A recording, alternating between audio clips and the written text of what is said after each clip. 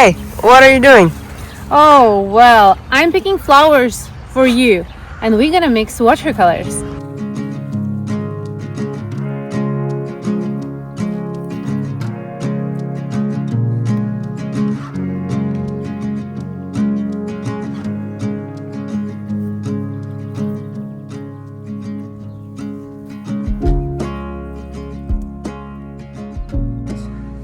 I need to be extra careful with these ones because they're blowing away, and yeah, full house with these little seeds.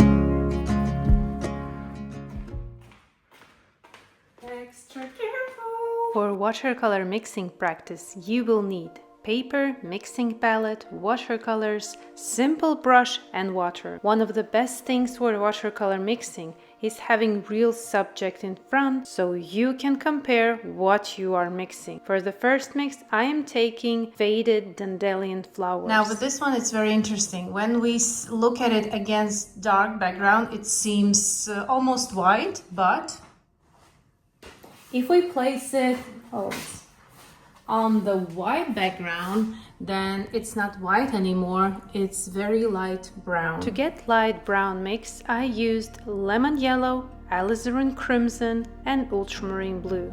For the next one, I am picking pink flower, starting with permanent rose together with pearl violet. Careful with this dark violet pigment, don't add it too much, then you will lose vibrancy of the mix. Painting out on a paper and comparing with real flower.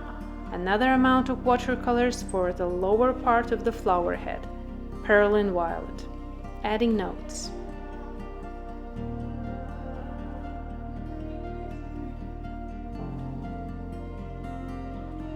Next flower is blue. Mixing ultramarine blue with a touch of permanent rose. Experiment with pigments you have, the more the better. Now I would like to take yellow one. Lemon yellow with a touch of sap green pigment. In this flower there is a lot of green color as well.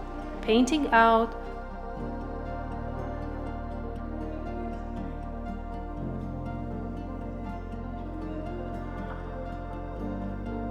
for the second mix, lemon yellow and Indian yellow. Painting out and writing down pigments used in this mix.